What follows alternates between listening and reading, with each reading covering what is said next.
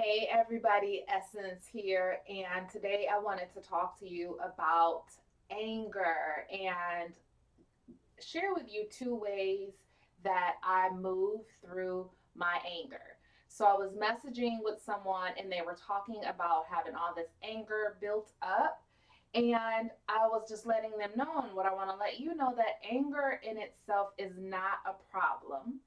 Anger is just another emotion like sadness, happiness, anxiety, anger, right? It's just another emotion on the emotional scale. All of them are emotional states, even like, happiness, joy, they're emotional states. And like as human beings, we move through the different states. Like you don't stay happy 100% of the time. It's just impossible because we're always moving through different emotional states. You could still just be somewhere in the high vibrational range, but you're still going to move through different emotional states. So, anger is actually a really powerful and very informative emotion. One of the things that I teach my clients is that our emotions are like little messengers for us. And if we would just slow down and take the time to see what message that emotional state is bringing you, you can get a lot of wisdom and insight just from tuning into that emotion. And so, anger, one of the messages that it brings is about boundaries. It's telling you what's okay, what's not okay, what's working, what's not working. It lets you again know where your boundaries are. So either with yourself, with life, with another person. And when that boundary is crossed, when something's not okay, then that's when anger begins to rise up. One of the reasons anger begins to rise up to point out that something is not okay. So anger again is not a problem. The problem with anger, one of the reasons we get so afraid of it, is because it's such a powerful emotion that it just wants to like come out. And what we do is we often lash out at other people as a way to expel some of that powerful energy from our body. That's where the problem is. The problem is exploding on other people. That's what's not okay. So your anger is yours. It's your little, like I call them, emotion baby. It's for you to deal with, not for you to say, here, take care of my baby and give it to somebody else. That's not okay. So one of the things that I do personally, and it's something we used to do, well, that we do in radical forgiveness, especially at workshops. We beat a cushion. And so I inherited this cushion from my mentor, and I would take it with me on my, I would teach 6 to 10 week classes on forgiveness, and I would take this with me and have my students beat the cushion.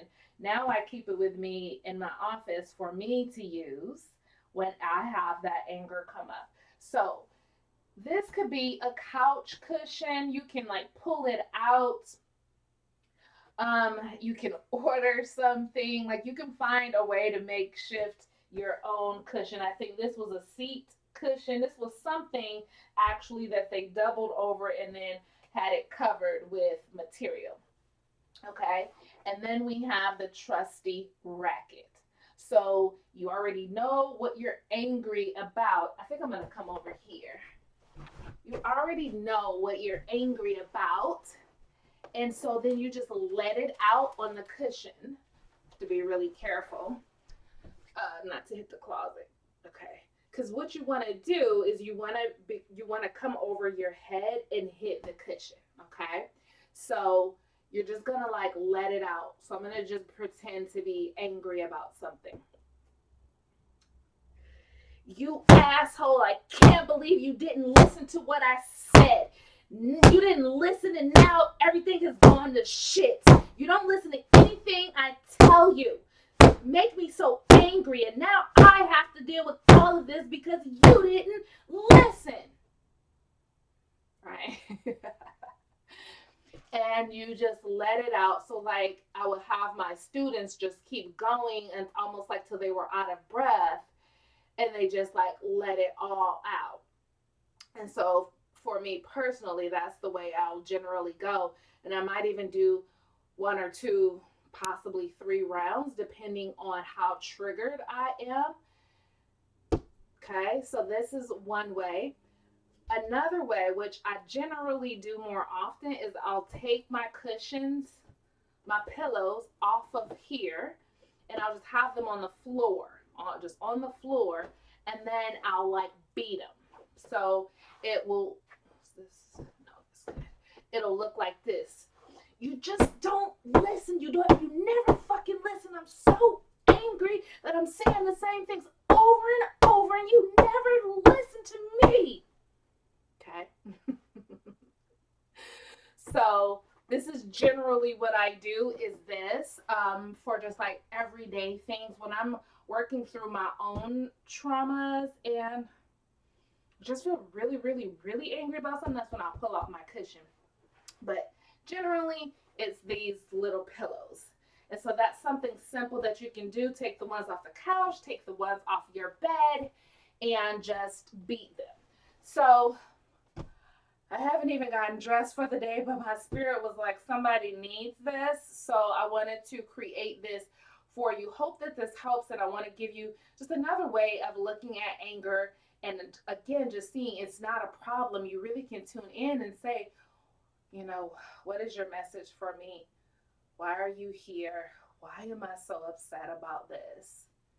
And then maybe even journal it, right? Because it's not coming from nowhere. Like all emotions have a root, they all have a home.